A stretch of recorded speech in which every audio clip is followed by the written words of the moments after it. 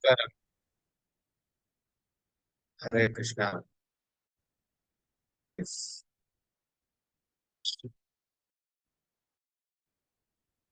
ஹரே கிருஷ்ணா. மீண்டும் பக்தர்களை இந்த ஜூம் சந்திப்புல பாக்குறதுல சந்தோஷம்.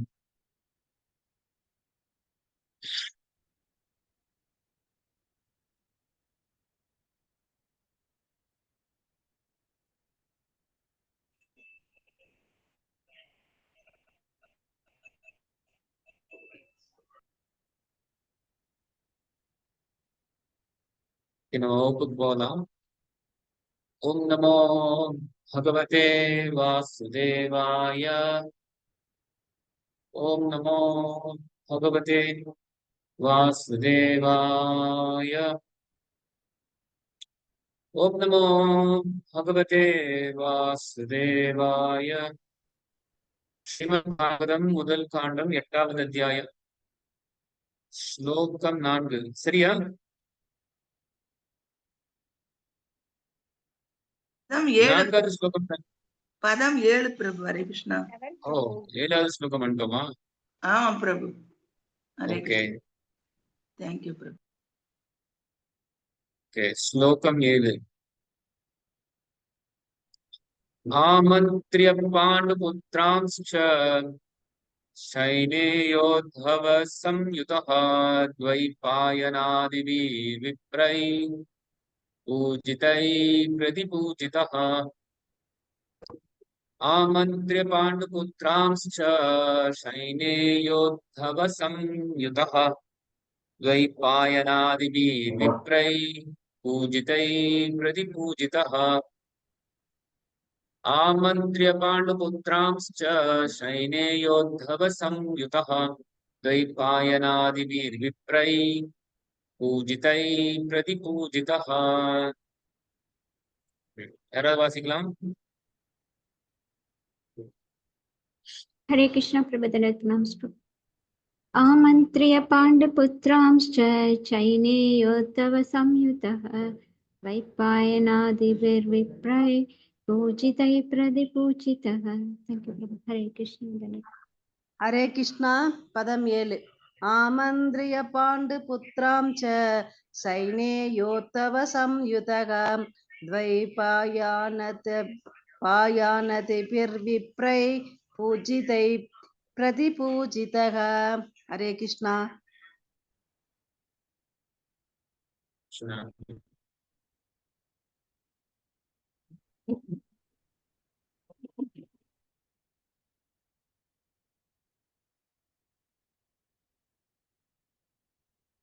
ஓகே, வார்த்தைக்கு வார்த்தை அர்த்தம். ஹரே கிருஷ்ணா. ஆமந்திரிய அழைத்து, பாண்டு புத்திரான் பாண்டுவின் எல்லா மகன்களையும், ச மேலும், சைனேய சாத்யகி உத்தவ உத்தவர், சம்யுதக சூழப்பட்டவராய், துவைபாயன ஆதிபிகி வேதவியாசரை போன்ற ரிஷிகளால், விப்ரைகி பிராமணர்களால், பூஜிதைகி வழிபடப்பட்டு, பிரதிபூஜிதக பகவானும் அதற்கு சமமான அன்பை காட்டினார். ஹரே கிருஷ்ணா. பிரபு, மொழிபெயர்ப்பு வாசிக்கலாமா? எஸ், வாசிங்க. நன்றி பிரபு. மொழிபெயர்ப்பு. பகவான் ஸ்ரீ கிருஷ்ணர் பிறகு புறப்படுவதற்கு தயாரானார். ஸ்ரீல வியாசதேவரை தலைமையாக கொண்ட பிராமணர்களால் வழிபடப்பட்ட பின் பாண்டு புத்திரர்களை அவர் அழைத்தார். பகவானும் அவர்களுடன் அன்பு பரிமாற்றம் செய்து கொண்டார். பொருளுரை. பகவான் ஸ்ரீ கிருஷ்ணர் வெளி தோற்றத்தில் ஒரு சத்திரியர் என்பதால் பிராமணர்களால் அவர் வழிபடத்தக்கவர் அல்லர். ஆனால் வியாசதேவரை தலைமையாக கொண்டு அங்கு கூடியிருந்த பிராமணர்கள் அனைவரும் அவர்தான் பரமபுருஷ பகவான் என்பதை அறிந்திருந்ததால் அவரை அவர்கள் வழிபட்டனர். சத்திரியர்கள் பிராமணர்களின் கட்டளைகளுக்கு கீழ்ப்படிந்தவர்கள் எனும் சமூக விதிகளை மதிக்க வேண்டும் என்பதற்காக பகவானும் வணக்கத்தை பரிமாறிக்கொண்டார். எல்லா பிரிவினரும் பரமபுருஷருக்குரிய மரியாதையை எப்பொழுதும் பகவான் ஸ்ரீ கிருஷ்ணருக்கு செலுத்த கடமைப்பட்டவர்கள் என்றாலும் 4 சமூக பிரிவுகளுக்கு இடையிலுள்ள பழக்க வழக்கங்களில் இருந்து பகவான் ஒருபோதும் விலகியதில்லை. எதிர்காலத்தில் மக்கள் தன்னை பின்பற்றுவார்கள் என்பதற்காக இச்சமூக வழக்கங்கள் அனைத்தையும் பகவான் வேண்டுமென்றே பின்பற்றினார். ஹரே கிருஷ்ணா பிரபு. நன்றி பிரபு. ஹரே கிருஷ்ணா. ओम अज्ञानातिमिरान्धस्य ज्ञानञ्जनशलाकया चक्षुरुन्मिलितमेन तस्मै श्रीगुरवे नमः। मुखं करोति वाचालं पङ्गुं लङ्घयते गिरिं यत्कृपातमहं वन्दे श्रीगुरुं दीनतारिणं। वन्देऽहं श्रीगुरुं श्रीयुतपदकमलं श्रीगुरुं वैष्णवांश्च श्रीरूपं साग्रजातं सगनरघुनाथान्वितं तं सजीवम् साद्वैतं सावधूतं परिजनसहितं कृष्ण चैतन्यदेवं श्रीराधा कृष्ण पदान् सगन ललिता श्रीविशाखान्वितांश्च। नमो विष्णुपदाय कृष्णप्रेष्ठाय भूतले श्रीमते जयपताकस्वामिनिति नामिने। नमो विष्णुपदाय कृष्णप्रेष्ठाय भूतले श्रीमते भक्तिवेदान्तस्वामिनिति नामिने। नमस्ते सारस्वती देवी गौरवाणी प्रचारिणे निर्विशेष शून्यवादी पाश्चात्य देशधारिणे। जय श्री कृष्ण चैतन्य प्रभु नित्यानंद श्री अद्वैता गदाधर श्रीवासादि गौर भक्त वृंद।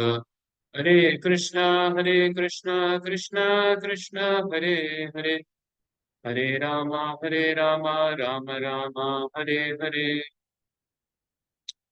आमन्त्र्य पाण्डुपुत्रांश्च सैन्ययोद्धव संयुतः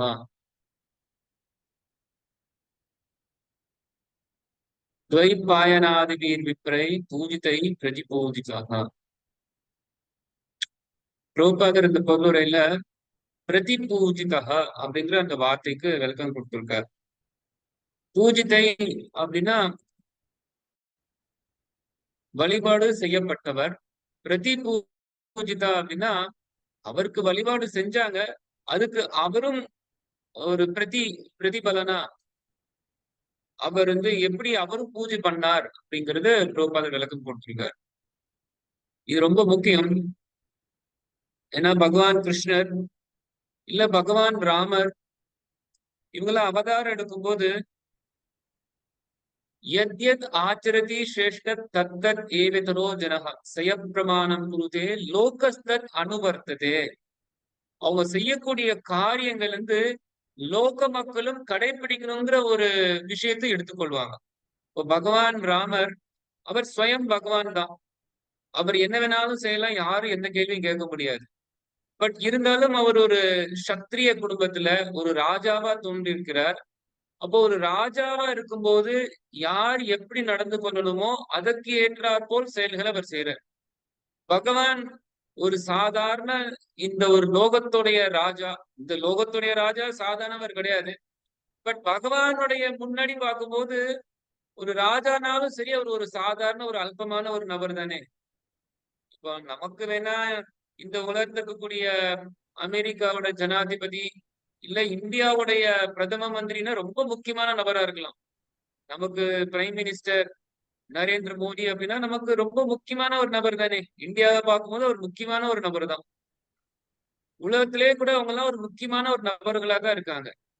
ஆனா இந்த பூமியோடைய நிலம் இல்ல பூமியோடைய உண்மையான ஒரு நிலை என்னன்னு பார்க்கும்போது இவ்வளோ பெரிய பிரபஞ்சத்துல அது சின்ன ஒரு தூசி கூட வராது. அந்த அளவுக்கு ஒரு அல்பமான ஒரு இடத்தை தான் இந்த பூமி எடுத்துக்கொண்டு இருக்கு.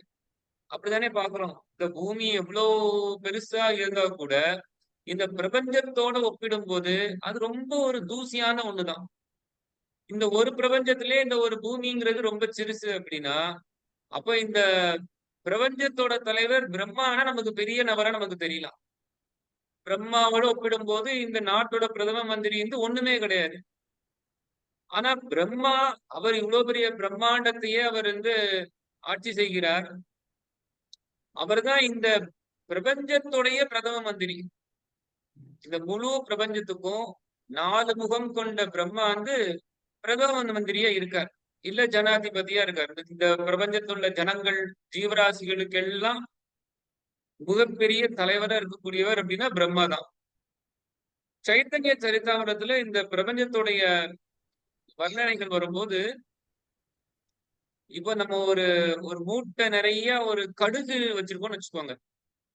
மூட்டை நிறைய கடுகு இருக்கு, அதுல ஒரு கடுகு விழுந்து அப்படியே போயிட்டு இருக்கு அப்படின்னா அதை யாராவது பெருசா பார்ப்போமா? மூட்டை நிறைய கடுகு இருக்கு, கடுகே ரொம்ப சிறுசு.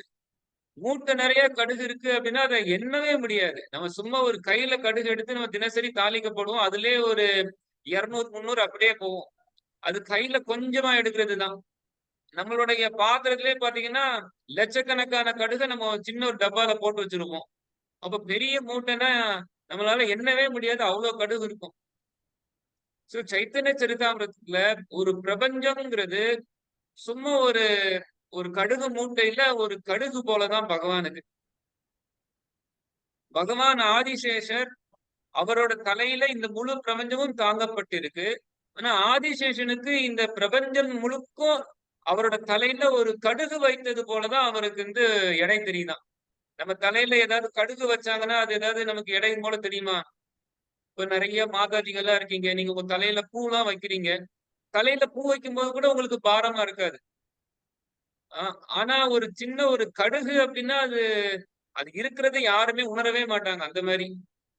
அப்போ ஆதிசேஷனுக்கு இவ்வளவு பெரிய பிரபஞ்சமே தலையில ஒரு கடுகு வைத்தது போல, இந்த மாதிரி கடுகு மூட்டையெல்லாம் சேர்ந்து இருக்கக்கூடிய கடுகு மூட்டையில ஒரு கடுகு போல இருக்கக்கூடிய இந்த பிரபஞ்சத்துக்கு தலைவரா இருக்கக்கூடியவர் பிரம்மா. ஆனா இந்த எல்லா கோடிக்கணக்கான பிரபஞ்சத்துக்கும் நாதரா இருக்கக்கூடிய கிருஷ்ணர் அப்படின்னா அவர் எவ்வளவு பெரிய ஆளு.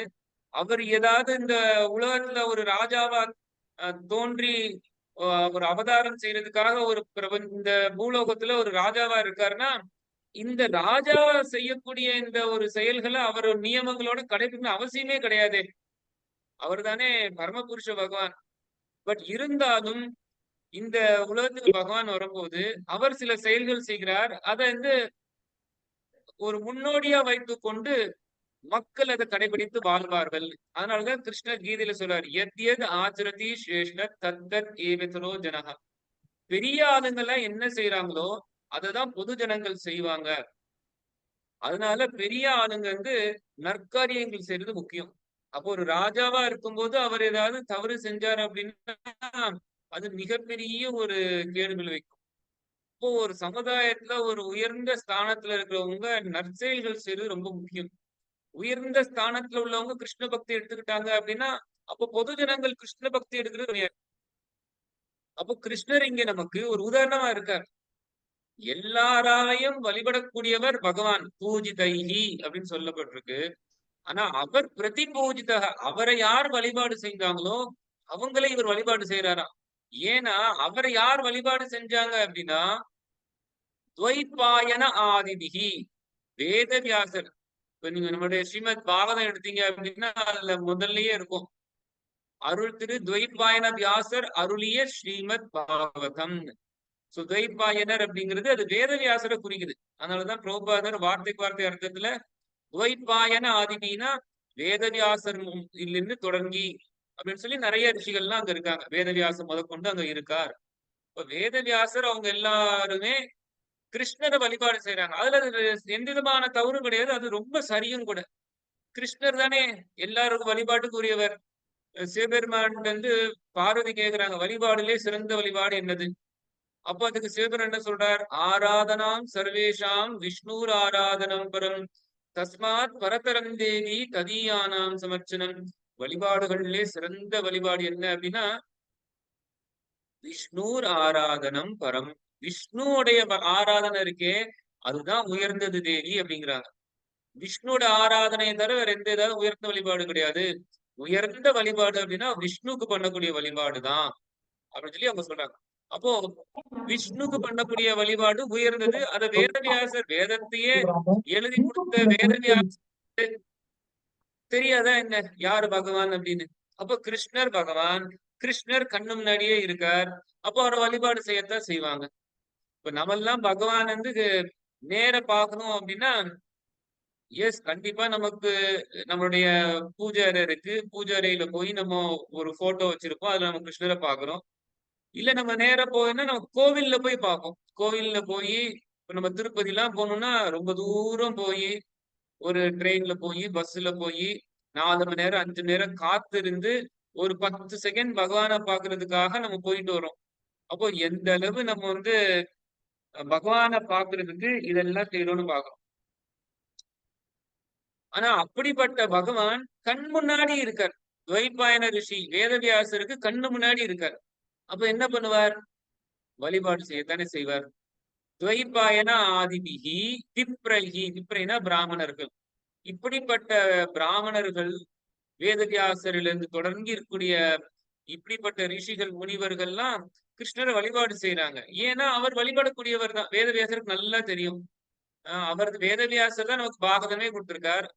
வேதவியாசர் அதுல ரொம்ப தெளிவா பாகவதத்தை ஆரம்பிக்கும் போதே ஓம் நமோ பகவதே வாசுதேவாய, அந்த வசுதேவருக்கு பிறந்த அந்த பையன் இருக்கானே பகவான் வாசுதேவர், அவரு தாங்க வழிபடக்கூடிய பகவான் அப்படின்னு சொல்லி ஓம் நமோ பகவதே அப்படின்னு சொல்லி கிருஷ்ணருக்கு தானே முதல் நமஸ்காரத்தை சொல்லிட்டு இந்த பாகவதத்தை ஆரம்பிக்கிறார்.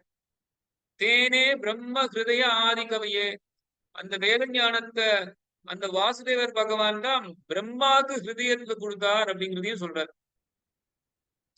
இதெல்லாம் சொல்லிட்டு பாகவதம் முழுக்க கிருஷ்ணருடைய புகழை கொடுத்திருக்கார் வேதவியாசர். இப்ப அவரோட கண்ணு முன்னாடி பகவான் கிருஷ்ணர் இருக்காருன்னா அவர் வழிபாடு செய்யறார். ஆனா கிருஷ்ணர் பாக்குறார், என்னதான் நான் பகவானா இருந்தா கூட நான் சத்திரியனா இருக்கிறனால எனது கடமை பிராமணர்களுக்கு வழிபாட வாங்கக்கூடாது. நான் தான் பிராமணர்களை வழிபாடு செய்யணும். பகவான் வந்து அவர் சத்திரியரும் கிடையாது, பிராமணரும் கிடையாது, வைசியரும் கிடையாது, அவர் ஒரு சன்னியாசி எதுவுமே கிடையாது. பகவான் பகவான் தான். அவர் எல்லாருக்கும் அப்பாற்பட்டுதான் இருக்கார். ஆனா நம்ம எல்லாம் இந்த உலகத்தோட நியமங்கள்ல இருக்கோம். நம்ம வந்து பிராமணரா இல்ல சத்திரியரா இல்ல வைசியரா இல்ல சூத்ரா, இது ஏதோ ஒரு வர்ணத்துல நம்ம வந்து இந்த உலகத்துல ஏதோ ஒரு காரியங்கள்லாம் செஞ்சிட்டு இருக்கோம். பிராமணரா இருந்தானா அதுக்கான காரியங்கள் செய்யறோம். சத்திரியர்கள்னா மக்களுக்கு ஆட்சி செஞ்சு அவங்களுக்கு வந்து செய்ய வேண்டிய விஷயங்களை செய்து அவங்களையும் கொஞ்சம் கொஞ்சமா கிருஷ்ண பக்தியில கொண்டு வர்றதுக்கான முயற்சிகள்ல ஈடுபடுவோம். வைசியரா இருந்தா பசு பராமரிப்பு செய்வோம், வியாபாரம் செய்வோம். இதன் மூலமா மக்களுக்கு வேண்டிய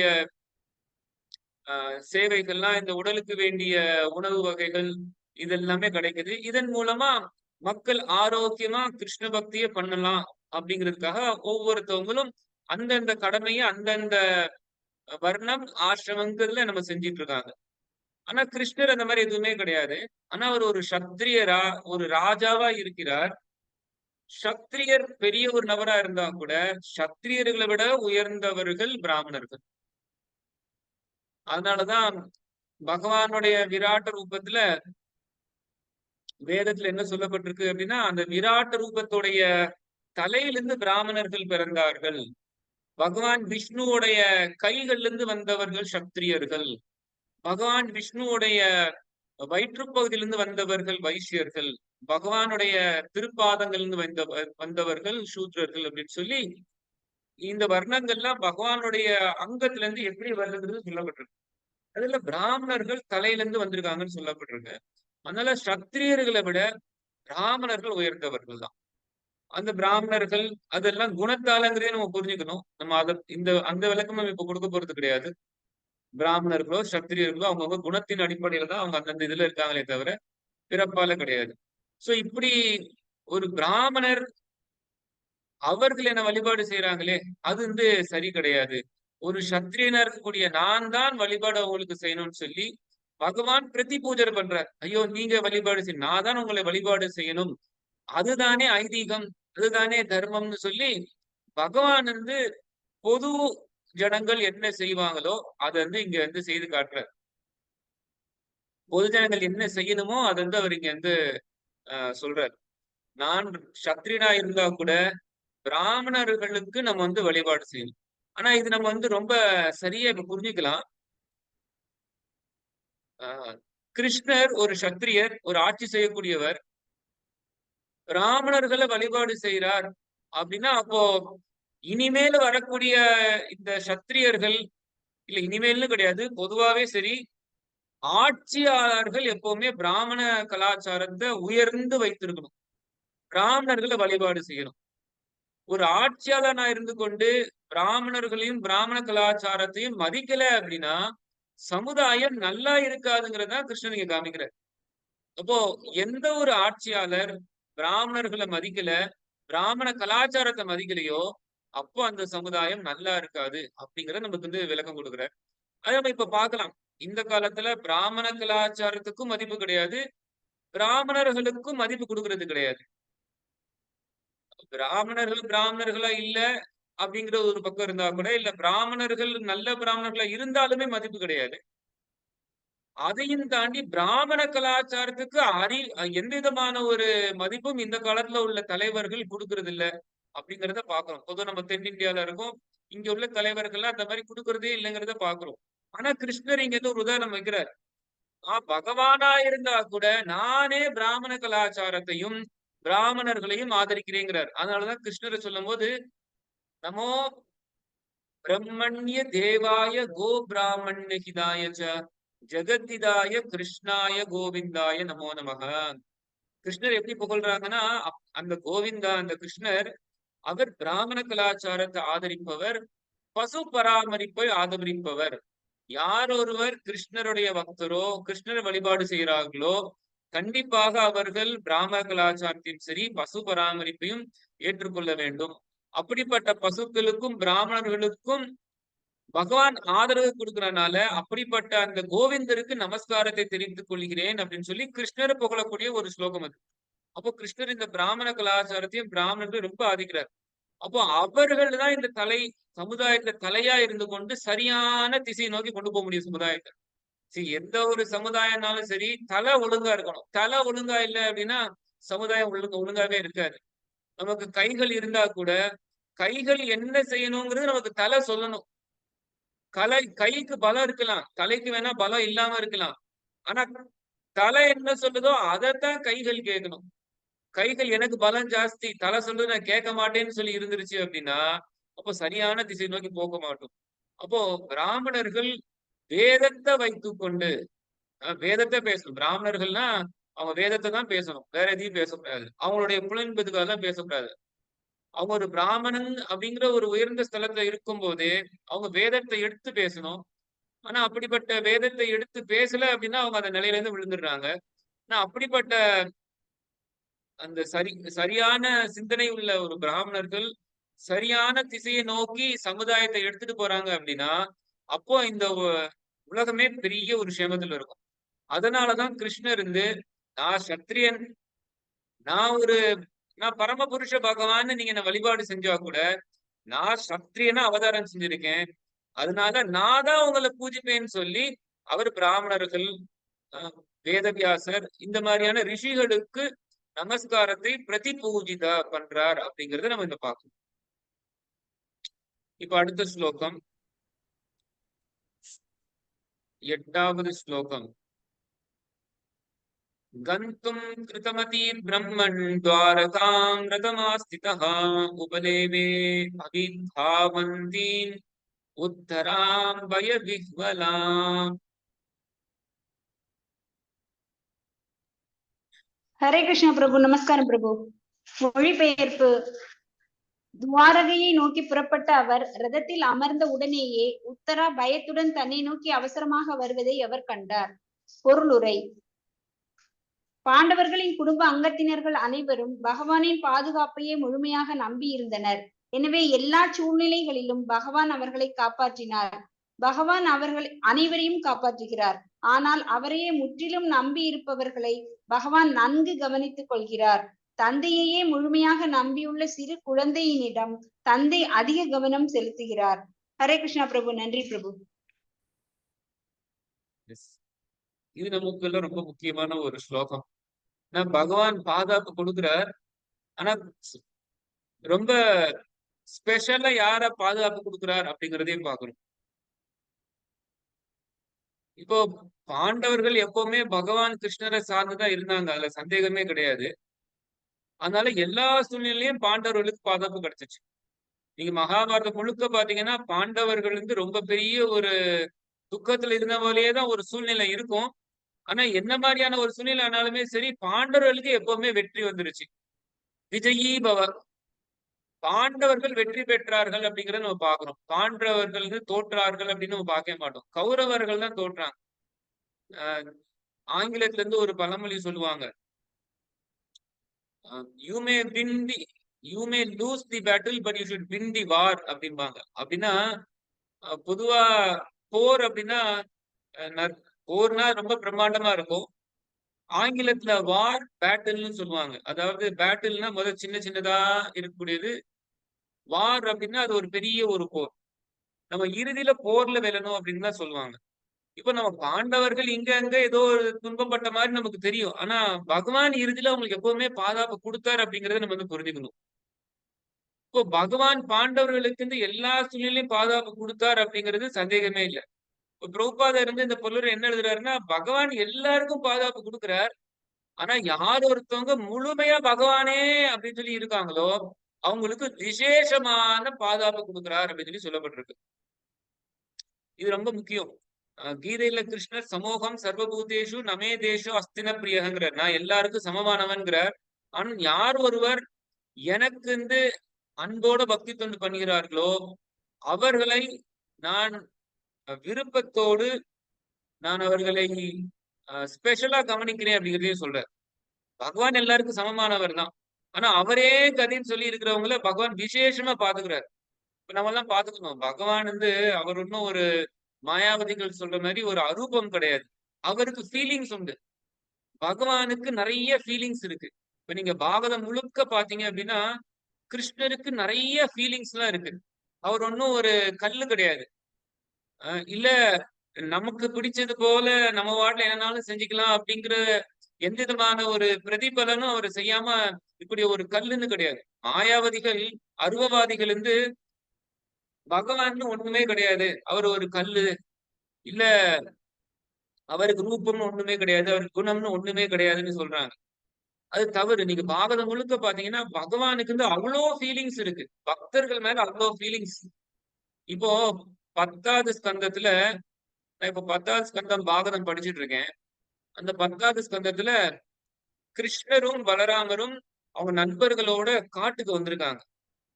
அந்த காட்டுக்கு வந்தக்கூடிய அந்த கிருஷ்ண பலராமர் நண்பர்கள்லாம் அவங்களுக்கு இப்போ பசிக்குது. அவங்க என்ன பண்றாங்கன்னா, கிருஷ்ண பலராமருக்கு தெரியுது பக்கத்துல இந்த யஜ்ஞம் செய்யக்கூடிய பிராமணர்கள்லாம் வசிக்கிறாங்க. அவங்க ஏதோ ஒரு யஜ்ஞம் செய்வதற்காக தயாராகிட்டு இருக்காங்கன்னு தெரிய வருது.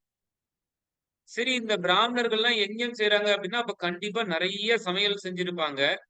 அதுல கண்டிப்பா அந்த யஜ்ஞத்துக்கு வேண்டிய அர்ப்பணம் செய்வாங்களே. அப்போ இந்த பிராமணர்கள்ட்ட போய் கேட்டா நமக்கு ஏதாவது உணவு கிடைக்கும் அப்படிங்கிறத புரிந்து கொண்டு கிருஷ்ணரும் பலராமரும் நண்பர்கள் நீங்க இந்த பிராமணர்கள்ட்ட போய் கேட்டு வாங்க அப்படிங்கறத சொல்றாரு. கிருஷ்ணருக்கு பலராமர் வந்திருக்காங்க, அவங்களுக்கு பசிக்குது, அவங்களுக்கு உணவு வேணும்னு சொல்லி நீங்க போய் சொல்லுங்க அப்படின்னு சொல்லி சொல்றாங்க. அதுக்கு கிருஷ்ணரோட நண்பர்கள் எல்லாம் போய் இந்த யஞ்ஞிக பிராமணர்களை போய் பார்க்க போறாங்க. இந்த யஞ்ஞ கூட செய்யக்கூடிய பிராமணர்கள்லாம், என்ன பசங்களா, என்ன நீங்க இங்க வந்திருக்கீங்கன்னா, அவங்க சொல்றாங்க, கிருஷ்ணரும் பலராமரும் பசியோடு இருக்காங்க, நீங்க யாகம் செஞ்சிட்டு இருக்கீங்க, அவங்களே அங்கதானே இருக்காங்க, நீங்க அவங்களுக்கு நீங்க உங்களுடைய பிரசாதத்தை கொடுங்களேன் அப்படின்னு சொல்லி கேக்குறாங்க. அதுக்கு இந்த பிராமணர்களுக்கு தாங்க முடியல. நாங்க யஜ்ஞம் செஞ்சிட்டு இருக்கோம், இது வேத யஜ்ஞம், இந்த யஜ்ஞத்துல நீங்க என்ன பண்ண வந்திருக்கீங்க? முதல்ல எல்லாமே யஜ்ஞ புருஷருக்கு தான் கொடுப்போம், யஜ்ஞம் செய்யறதுதான் முக்கியம், நீங்க என்ன சும்மா மாடு மேய்ச்சி நீங்க வந்திருக்கீங்க, இங்க உணவு வேணும்னு சொல்லிங்க, தர முடியாதுன்னு சொல்லி அனுப்பி விட்டுறாங்க. அப்போ இந்த பசங்க எல்லாம் பாக்குறாங்க, யஜ்ஞத்துடைய புருஷரே கிருஷ்ணர் தான், யஜ்ஞ புருஷர், அவரே இங்க வந்திருக்கார், அவரே நேரடியா எனக்கு கொடுங்க, நான் உங்களை ஏத்துக்கிறேன்னு சொல்றாரு. ஆனா இந்த முட்டாள் பிராமணர்கள் இப்படி பண்றாங்களே, என்ன ஒரு பாக்கியம், நேரையே பகவான் உணவு வேணும்னு சொல்லி கேட்கிறார், நேர போய் அவங்ககிட்ட கொடுக்கறத விட்டுட்டு இப்படி முடியாதுங்கிறாங்களே அப்படிங்கறத அவங்க புரிஞ்சுக்கிறாங்க. கிருஷ்ணர்ட்டையும் சொல்றாங்க, கிருஷ்ணா, இந்த யாகம் செய்யக்கூடிய பிராமணர்கள்லாம் உன்னை புரிஞ்சுக்கிடல, என்ன பண்றது, இவங்க இப்படி முடியாதுன்னு சொல்லிட்டாங்களேன்னு சொல்லி சொல்றாங்க. அதுக்கு கிருஷ்ணர் இந்த அவருடைய நண்பர்களை கூப்பிட்டு சொல்றார், நீங்க இந்த யாகம் செய்யக்கூடிய இந்த பிராமணர்கள்ட்ட போய் கேட்டீங்கன்னா ஒண்ணும் வராது, நீங்க இந்த பிராமணர்களுடைய மனைவிகள் இருக்காங்களே, இந்த பிராமணிகள்கிட்ட போய் கேளுங்க. இந்த யாகம் செய்யக்கூடிய இந்த பிராமணனுடைய மனைவி, இந்த இந்த பிராமணிகள்கிட்ட போய் கேளுங்க, அவங்க உங்களுக்கு தருவாங்க அப்படின்னு சொல்லி சொல்றாங்க. அதையும் கிருஷ்ணர் என்ன சொல்றாரு அப்படின்னா, நீங்க இவங்ககிட்ட போய் கேட்கும்போது கிருஷ்ணரும் பலராமரும் வந்திருக்காருன்னு மட்டும் சொல்லுங்க அப்படின்னு சொல்லி சொல்றாங்களாம். வேற எதையும் சொல்லாதீங்க. நீங்க கிருஷ்ணரும் பலராமரும் வந்திருக்காருன்னு மட்டும் சொல்லணுமா. இதுக்கு வந்து நம்ம சில விஸ்வநாத் சக்கரவர்த்தி தாக்கூர், நம்ம ஆச்சாரியர் சம்பிரதாயத்துல வரக்கூடியவர், குரு பரம்பரையில வரக்கூடிய ஆச்சாரியர், அவர் சொல்றார், ஏன் கிருஷ்ணர் வந்து ஃப்ரெண்ட்ஸ்ல இருந்து போய் சொல்றாராம், நீங்க இந்த பிராமணிகள்கிட்ட கிருஷ்ணரும் பலராமரும் வந்திருக்காருன்னு மட்டும் சொல்லுங்க, வேற எதுவும் சொல்லாதீங்கன்னு ஏன் சொன்னாரு அப்படின்னா, ஏன்னா கிருஷ்ணருக்கு தெரியுமா இந்த யாகம் செய்யக்கூடிய பிராமணோட மனைவிகள் இருக்காங்களே, இவங்க எல்லாருக்குமே கிருஷ்ணர் பலராமர்னா ரொம்ப பிரியம். இவங்களுக்கு பசிக்குது அப்படிங்கிற ஒரு வார்த்தையை கேட்டாங்கன்னா அவங்களால தாங்க முடியாதாம். ஐயோ, கிருஷ்ணர் பலராமர் பசியோட இருக்காங்களா, அத கேட்டா இந்த பெண்மணிகளுக்கு தாங்காது. அதனால அவங்கள கஷ்டப்படுத்த வேண்டாம், அவங்களுக்கு பசிக்குதுன்னு சொல்லி நீ வெறுமனே கிருஷ்ணர் பலராமர் வந்திருக்காங்கன்னு சொன்னீங்கன்னா அவங்களே புரிந்து கொண்டு எல்லாத்தையும் எடுத்துட்டு வந்துடுவாங்க அப்படின்னு சொல்லி சொன்னாராம். பாருங்க, கிருஷ்ண பலராமருக்கு என்ன அளவுக்கு ஃபீலிங்ஸ் அப்படின்னா, தன்னுடைய பக்தர்களுக்கு என்ன ஃபீலிங்ஸ் இருக்கோ அதை ஒத்து அவருக்கும் ஃபீலிங்ஸ். தன்னுடைய பக்தர்களை நோகக்கூடாது அப்படிங்கிறதுல கிருஷ்ணர் ரொம்ப கவனமா இருக்கார். அதே போல பக்தர்களும் பகவானுக்கு நான் எதுவும் செஞ்சிடக்கூடாது, எந்த வகையிலும் நோகிச்சிடக்கூடாதுங்கிறதுல அவங்களும் ரொம்ப கவனமா இருக்காங்க. பக்தர்கள் பகவானுக்கு கொஞ்சம் கூட டிஸ்டர்பன்ஸ் வந்துடக்கூடாது, அவருக்கு சிறிது கூட அவருக்கு எந்த விதமான ஒரு துக்கமும் வந்துடக்கூடாது அப்படின்னு சொல்லி பக்தர்கள் நினைக்கிறாங்க. பகவானும் அப்படிதான். நிறைய ஃபீலிங்ஸ் இருக்கு பகவானுக்கு. பாருங்க என்ன அளவுக்கு ஃபீலிங்ஸ் அப்படின்னா, இந்த எண்ணிக்க பிராமணர்கள் வந்து நான் சாப்பிடல பசிக்குதுன்னு தெரிஞ்சா வருத்தப்படுவாங்களே, அவங்களுக்கு அந்த வருத்தத்தை கொடுத்துடக்கூடாதுன்னு சொல்லி கிருஷ்ணன் நினைக்கிறாராம். அப்ப அந்த அளவுக்கு கிருஷ்ணருக்கு ஃபீலிங்ஸ் இருக்கு. பகவான் அவ்வளவு ஃபீலிங்ஸ் உள்ளவர் அவரு. அது நம்ம நல்லா தெரிஞ்சுக்கணும். ஆன்மீக வாழ்க்கை அப்படின்னா முழுக்க முழுக்க ஃபீலிங்ஸ், உணர்வுகள் உள்ளது. பகவான் பக்தர்கள் மேல அவ்வளவு உணர்வோட இருக்கார். பக்தர்களும் பகவான் மேல உணர்வோட இருக்காங்க. அதனால் கிருஷ்ணரை மையமா வைத்து இருக்கணும். நம்மள மையமா வைத்திருக்கிறது நல்ல ஃபீலிங்ஸ் இல்ல. இப்ப இந்த உலகத்துல நிறைய பேர் ஃபீலிங்ஸோட தான் இருக்காங்க. அம்மாக்கு பையன் ஃபீலிங்ஸோட இருப்பான், பையனோ பொண்ணோ அப்பா மேலயும் அம்மா மேலயும் ஃபீலிங்ஸோட இருப்பாங்க, கணவர் மனைவி மேலயும் ஃபீலிங்ஸ் இருக்கு. ஏன் ஒரு நாய் பன்றிக்கு கூட தான் ஃபீலிங்ஸ் இருக்கு, ஒரு பாம்புக்கு கூட ஃபீலிங்ஸ் இருக்கலாம்.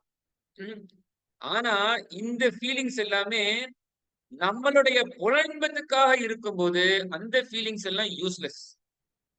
ஆன்மீக வாழ்க்கையில உள்ள ஃபீலிங்ஸ்க்கும் உணர்வுக்கும் பௌதிக வாழ்க்கையில உள்ள உணர்வுக்கும் பெரிய வித்தியாசம் இருக்கு.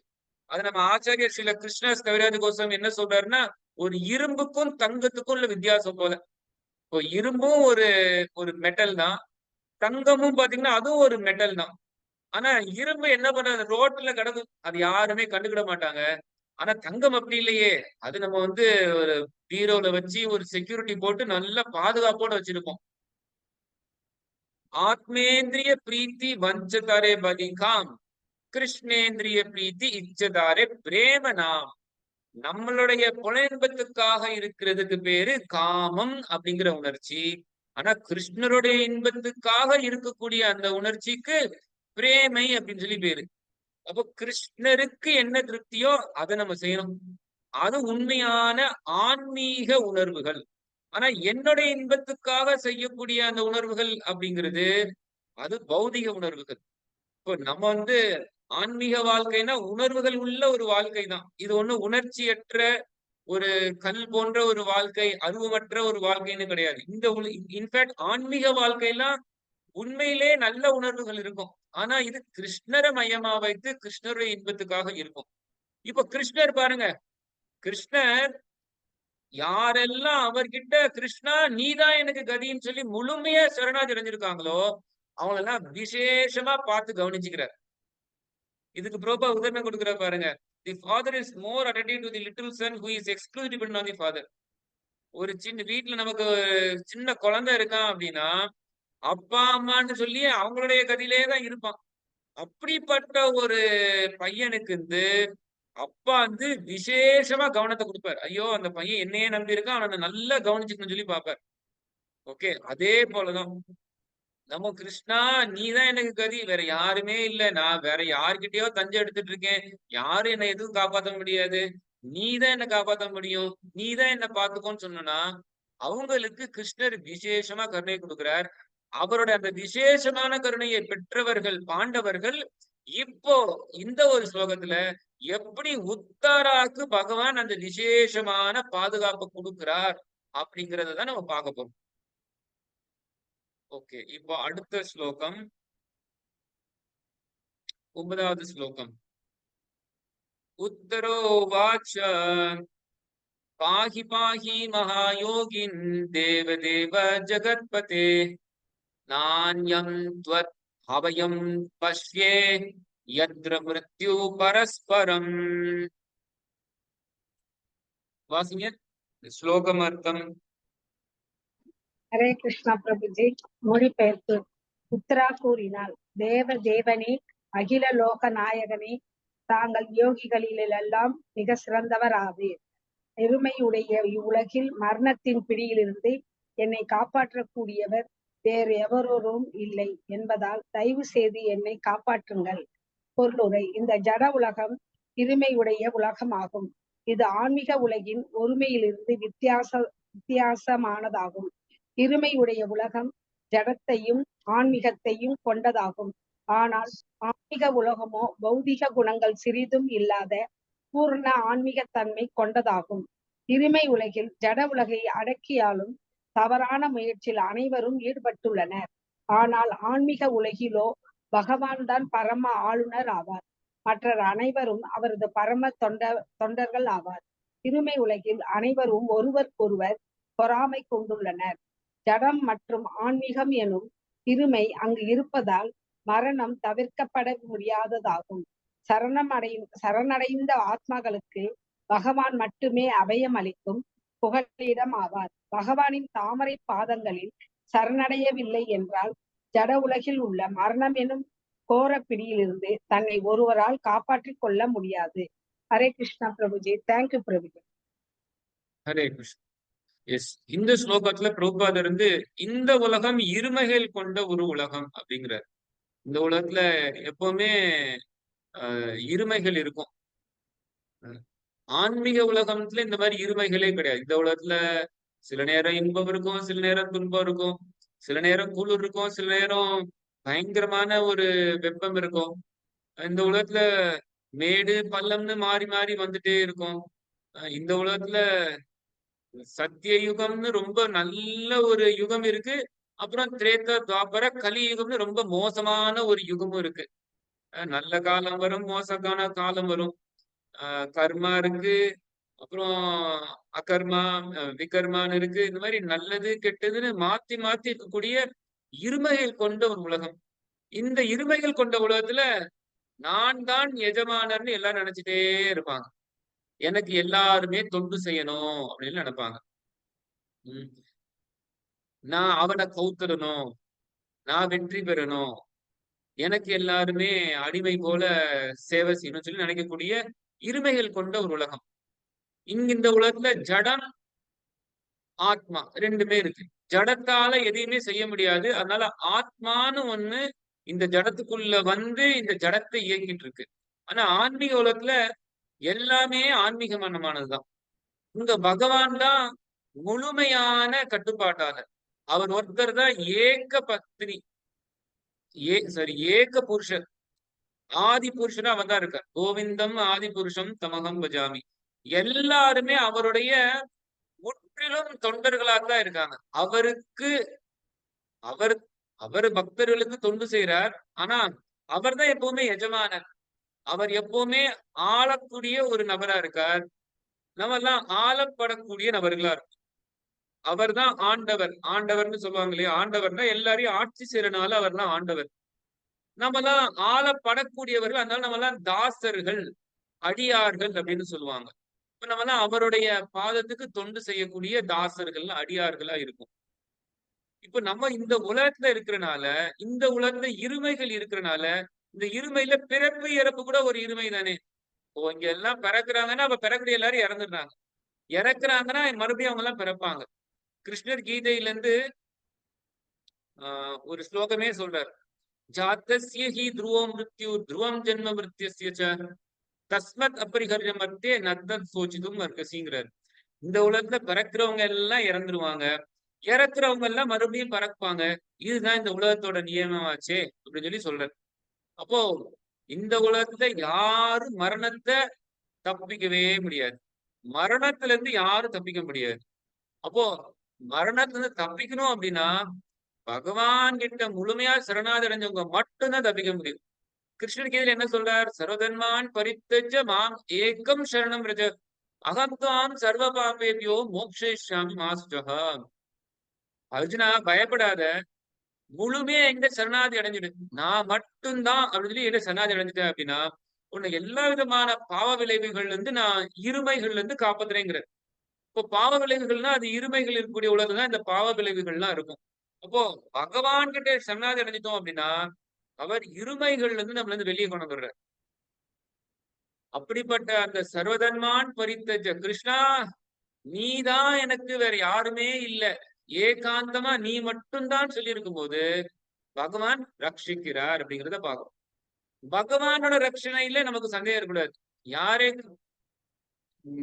மாரே கிருஷ்ணா ராகேகே ராகே கிருஷ்ணா மாரேகே. கிருஷ்ணர் யாருக்காவது பாதுகாப்பு கொடுக்கணும்னு நினைச்சிட்டாரு அப்படின்னா அவங்கள யாராலையும் தீங்கு விளைவிச்சிடவே முடியாது. அதே போல கிருஷ்ணர் யாரையாவது முடிக்கணும்னு நினைச்சிட்டாரு அப்படின்னா யாரு என்ன பண்ணாலும் அவங்கள காப்பாற்றவே முடியாது. நம்ம அதை பார்த்தோமா இல்லையா? பாண்டவர்கள் வந்து எத்தனை தடவை கௌரவர்கள் வந்து அவங்கள கொல்ல பார்த்தாங்க. இப்ப வரக்கூடிய அத்தியாயத்துல இந்த அத்தியாயத்துல குந்தி மகாராணியே சொல்லுவாங்க என்னென்ன விளைவுகள்லாம் பாண்டவர்களுக்கு வந்துச்சுன்னு. ஒரு அரக்கு மாளிகையை எரிக்க பார்த்தாங்க, பீமசேனருக்கு விஷம் வச்சு கொல்ல பார்த்தாங்க, காட்டுல அவங்கள அனுப்பி அது மூலமாவும் அவங்களுக்கு ரொம்ப பெரிய ஒரு ஆபத்தை ஏற்படுத்தி அவங்க அங்கேயே காட்டிலே முடிச்சிடலாம்னு சொல்லியும் பார்த்தாங்க. மிகப்பெரிய குருக்ஷேத்திர யுத்தத்தையும் வச்சாங்க. ஒரு சபையில ரொம்ப மானவங்க பத்தி அசிங்கப்படுத்தினாங்க. என்ன கஷ்டம் இல்ல பாண்டவர்களுக்கு? தொடர்ந்து கஷ்டங்கள் தான். வாழ்க்கை முழுக்க எப்படியாவது இந்த பாண்டவர்களை முடிச்சே தீரணும்னு சொல்லிதானே துரியோதனன் பிறப்புல இருந்து இருந்தான். துரியோதனன் அவனுடைய பிறப்புல இருந்து மரணம் வரைக்கும் இந்த பாண்டவர்களை முடிச்சு கட்டணும் தானே இருந்தான். துரியோதனன் ஒண்ணு ஒரு சாதாரண ஆள் கிடையாது. ஒரு பெரிய ராஜா. ஒரு இந்த பூலோகத்துடைய ராஜா அப்படின்னா இவ்வளவு பெரிய ஒரு சக்தி வாய்ந்த ஒரு நபர். இப்ப நினைச்சு பாருங்க, இப்போ ஒரு தமிழ்நாடுடைய முதல் மந்திரி இல்ல இந்த நாட்டுடைய பிரதம மந்திரி நம்ம கதையை முடிக்கணும்னு நினைச்சிட்டாருன்னா அவருக்கு ஏதாவது கஷ்டம் இருக்குமா? ஈஸியா முடிச்சு போயிட்டே இருப்பார் அவரு. ஏன்னா அவர் ரொம்ப பெரிய ஒரு நபரா இருக்கார்.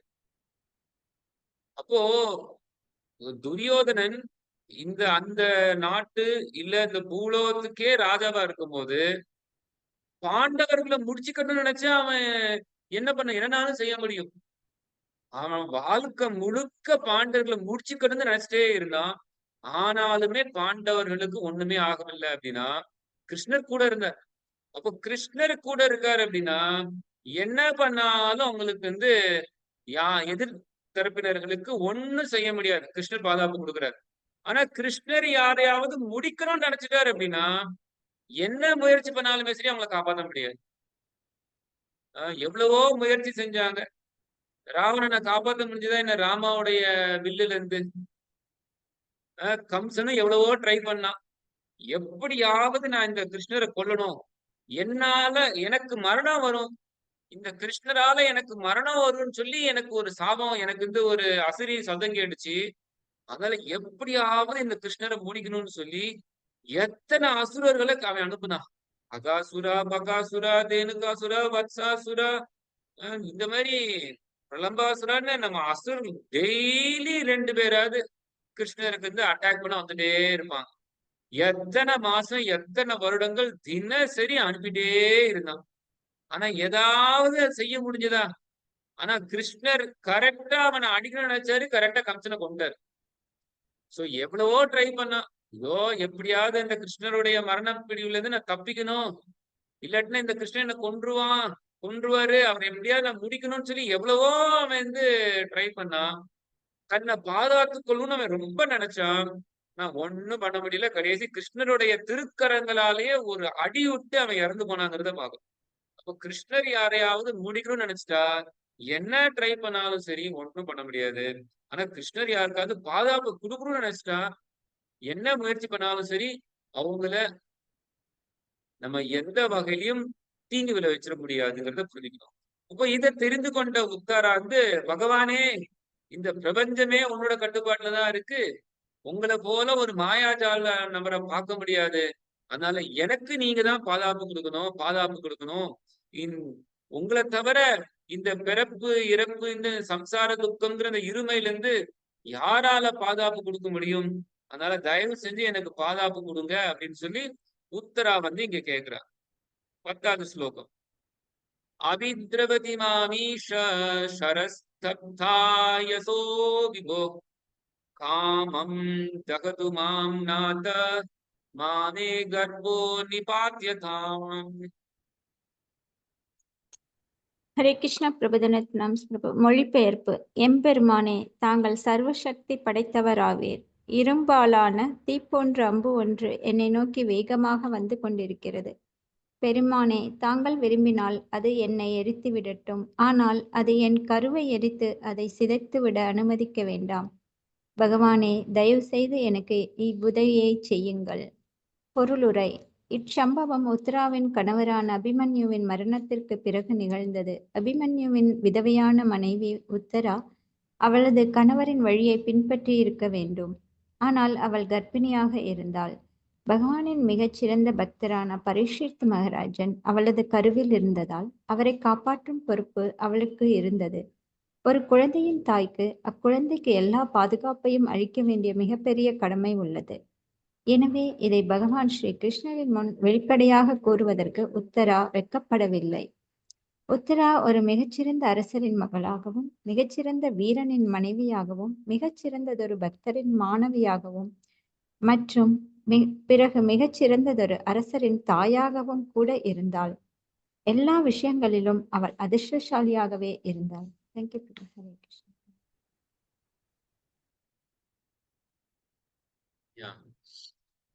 இந்த ஸ்லோகத்துல ஒரு சின்ன ஒரு தகவல் என்ன நடக்குது அப்படின்னு, ஏன் உத்தரா ஓடி வர்றாங்க அப்படிங்கிறது இங்க சொல்லப்பட்டிருக்கு. ஏன்னா நிறைய பேருக்கு தெரியாது எதனால இந்த சீன் வந்துருக்கு, எதனால உத்தரா திடீர்னு ஓடிடுறாங்க. நிறைய பேருக்கு உத்தரானா யாருன்னு கூட தெரியாது. உத்தரா கிருஷ்ணருடைய உயர்ந்த ஒரு பக்தர், மிகப்பெரிய பாக்கியசாலின்னு பிரபுபாதர் இந்த பொன்னுரையில் எழுதுறார். நம்ம கேட்டுட்டு இருக்கோமே இந்த ஸ்ரீமத் பாகவதம், இந்த ஸ்ரீமத் பாகவதத்தை சுகதேவ கோஸ்வாமியுடைய திருவாயிலிருந்து கேட்டாரே பரீட்சித் மகாராஜ். அப்படிப்பட்ட பரீட்சித் மகாராஜுடைய அம்மா தான் உத்தரா. உத்தராவுக்கு நிறைய வகையில புகழ், நிறைய வகையில பாக்கியம், அதெல்லாம் இங்க பிரபுபாதர் இங்க விளக்குற. உத்தரா அப்படிங்கிறது மிகப்பெரிய ராஜாவுடைய பொண்ணு.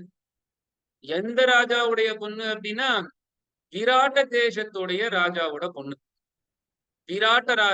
விராட்டராஜருடைய பொண்ணா இருந்தவங்க உத்தரா. அந்த உத்தரா கிருஷ்ணர் பாண்டவர்கள் 12 வருடம் காட்டுக்கு, 1 வருடம் காட்டுல கிடையாது, 1 வருடம் யாருக்கும் தெரியாம, நீங்க யாருன்னு தெரியாம வாழணும் அப்படின்னு சொல்லி இருக்கு. இன்காக்னிட்டோ, அதாவது மறைந்து வாழுதல். காட்டுல ஒரு 12 வருஷம் போயிட்டாங்க, அதுக்கப்புறம் 1 வருடம் மறைந்து வாழணும். அவங்க யாருன்னு கண்டுபிடிச்சிட கூடாது. கண்டுபிடிச்சிட்டாங்கன்னா மறுபடியும் 12 வருஷம் காட்டுக்கு போகணும், மறுபடியும் 1 வருஷம் மறைந்து வாழணும்னு. அப்போ 12 வருடம் காட்டுக்கு போய் அப்புறம் 1 வருடம் அவங்க மறைந்து வாழ்கிறார்கள். யாருன்னு அப்ப எங்க மறைந்து வாழ்ந்தார்கள் அப்படின்னா இந்த விராட்ட தேசத்துல மறைந்து வாழ்றாங்க. அந்த விராட்ட தேசத்துல யுதிஷ்டிர் மகாராஜ் அவர் ராஜாக்கு ஒரு மந்திரி போல, பட் அவர் என்ன சொல்வாருன்னா யுதிஷ்டிர் மகாராஜ் ஒரு மந்திரி பிளஸ் அவர் ஒரு பகடை வைத்துக் கொண்டிருக்கிறது போல ஒருத்தர். பீமசேனர் அந்த விராட்ட தேசத்து ராஜாவுடைய கிச்சன்ல சமையல் செய்யக்கூடிய ஒரு நபரா இருக்கார். அர்ஜுனன் ஒரு என்ன சொல்லலாம், பிரகனல்லாவாக ஒரு ஆணும் பெண்ணும் இல்லாம ஒரு ஒரு நாட்டியம் சொல்லி கொடுக்கக்கூடிய ஒரு நபரா, ஒரு டீச்சரா போறார். நகுல் சகாதேவர் அவங்கெல்லாம் ஒரு என்ன சொல்லலாம், அந்த ராஜாங்கத்துல இருக்கக்கூடிய குதிரைகளை பராமரிக்கக்கூடிய ஒரு நபர்களா போறாங்க. அதே போல திரௌபதி அவங்க வந்து இளவரசிக்கு சேவை செய்யக்கூடிய ஒரு ஒரு வேலைக்காரி போல இருக்கக்கூடிய ஒரு நபரா அவங்க போறாங்க அப்படிங்கறத நம்ம பார்க்கிறோம். அப்போ அதுல இருந்து நாட்டியம் சொல்லி கொடுக்கக்கூடிய ஒரு நபரா பிருகநல்லாவாக அர்ஜுனர் இருந்தார். அர்ஜுனர் வந்து உத்தராக்கு சொல்லி கொடுத்தாராம். அதனாலதான் இந்த இடத்துல பிரபுபாதர் யாருக்கும் அவங்கவுங்க பேரை போடல. உத்தரா மிகப்பெரிய ராஜாவுடைய பொண்ணு. அது யார் அந்த ராஜா அப்படின்னா விராட்ட தேசத்துடைய ராஜா. The wife of a great hero அப்படின்னு போட்டிருக்காரு. அப்படின்னா ஒரு பெரிய ஒரு உயர்ந்த வீரனுடைய மனைவி அப்படின்னா அது அபிமன்யுடைய மனைவி. அதே போல ஒரு student of a great devotee அப்படின்னா அர்ஜுனன் போன்ற ஒரு நபருடைய ஒரு மாணவியா இருந்திருக்காங்க. அப்புறம் லேட்டர் அதன் பிறகு mother of a good king, ஒரு சிறந்த ராஜாவுடைய தாயா இருந்திருக்காங்க அப்படின்னா அது பரீட்சித் மகாராஜா குறிக்குது. இந்த மாதிரி எல்லா வகையிலுமே உத்தரா வந்து மிகப்பெரிய ஒரு பாக்கியசாலி அப்படிங்கிறத பிரபுபாதர் சொல்றாங்க. இப்போ அப்படிப்பட்ட உத்தராக்கு என்ன நடக்குது அப்படின்னா, அபிமன்யு போர்க்களத்துல இறந்தாச்சு. ஆனா அவங்க கர்ப்பத்துல இருக்காங்க. அவங்க கர்ப்பத்துக்கு ஒரு பிரச்சனை வருது.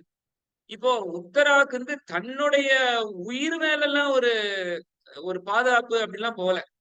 பொதுவா நமக்கு வந்து போன பிறவில பகவான் வந்து எல்லாருக்கும் பாதுகாப்பு கொடுக்குறார் அப்படின்னு சொல்லி நம்ம கேட்கும்போது, பொதுவா நம்ம ஓகே நமக்கு பாதுகாப்பு நம்மளும் பகவான்கிட்டயே கேட்போம்னு நினைப்போம்.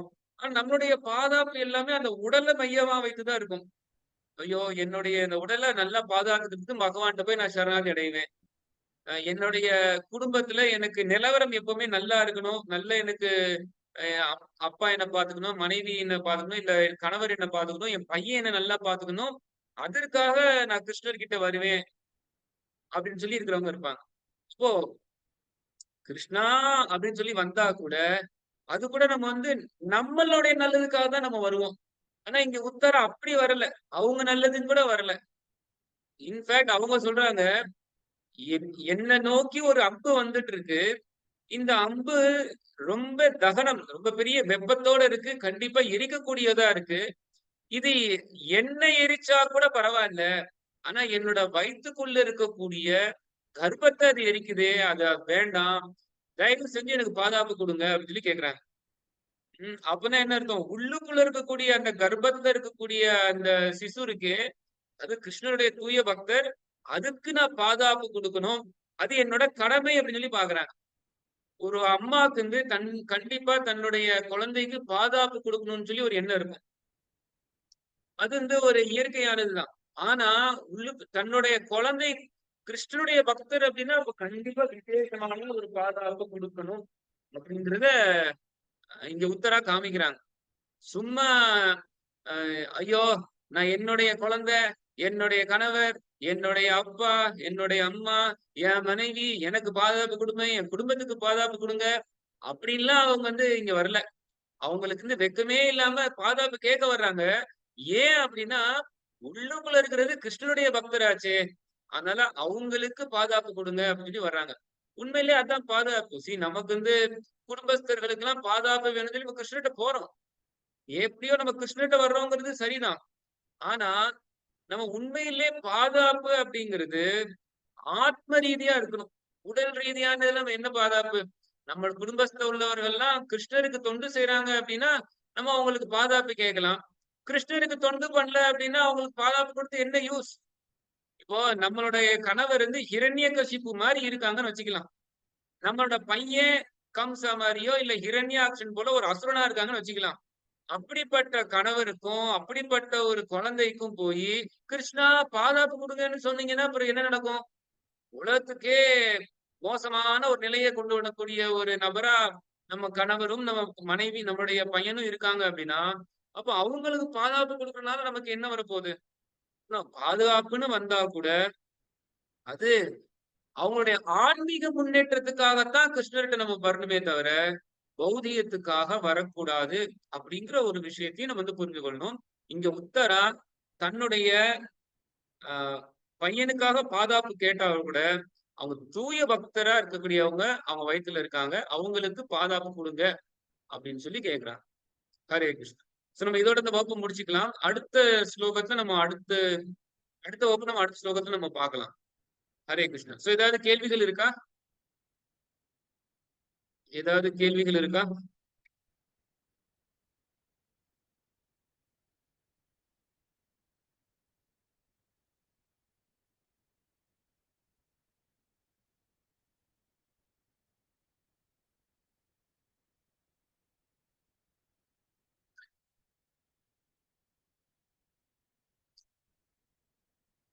Okay fine. உத்தராவை அடுத்த வகுப்புல பத்தி நம்ம பார்க்கலாம். நீங்க சொன்ன அது கொஞ்சம் நல்லா இருந்தது பிரபு. ஏன்னா நம்ம உத்தரா வந்து அவங்க அது பரீட்சித் மகாராஜா வந்து இப்ப பிரெக்னெண்டா இருந்தாங்கன்றது தெரியும். இருந்தாலும் அந்த விராடராஜனுடைய இது அவங்க பெருமையெல்லாம் நீங்க திருப்பி சொல்லும் பொழுது அவங்களுக்கு அவ்வளவு பெருமை வாய்ந்த ஒரு பெண்மணியா இருந்தாங்க அப்படின்றது கொஞ்சம் நல்லா இருந்தது, மனசுக்கு நல்லா இருந்தது பிரபு. தேங்க்யூ பிரபு. ஹரே கிருஷ்ணா. எஸ், அதனாலதான் பாகவதம் படிக்கணும். நான் ஒண்ணுமே இல்ல, பிரபுபாத் சொன்னதை மறுபடியும் உங்களுக்கு சொல்றேன், அவ்வளவுதான். சோ பாகவதம் முழுக்க படிச்சோன்னா நமக்கு நிறைய விஷயங்கள் தெரிய வரும். எல்லாம் நல்லா இருக்கும். கிருஷ்ணரை பத்தி கேட்டாலே நல்லா இருக்கும். கிருஷ்ணரை பத்தியே கேட்கணும். இந்த விஷயத்த மத்தவங்க போய் சொல்றது நமக்கு ரொம்ப நல்லா இருக்கும். ஹரே கிருஷ்ணா. Yes, okay. அடுத்த வகுப்புல நம்ம மீண்டும் பார்க்கலாம். ஹரே கிருஷ்ணா ஹரே கிருஷ்ண கிருஷ்ண கிருஷ்ண ஹரே ஹரே, ஹரே ராம் ராம் ராம் ஹரே ஹரே. ग्रंथराज श्रीमद् भागवतम की जय। पतित पावन महाभागवत श्रील प्रभुपाद की जय। हरे कृष्ण कृष्ण कृष्ण हरे हरे, हरे Ram Ram Ram Hare Hare Krishna. Thank you, Prabhu. Thank you, Prabhu. Thank you, Prabhu. Hare Krishna.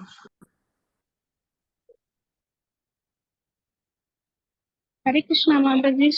Hare Krishna. Mataji நம்ம 3 டைம்ஸ் ஹரே கிருஷ்ணா சொல்லிட்டு எண்ட் பண்ணிக்கலாமா? ஹரே கிருஷ்ணா.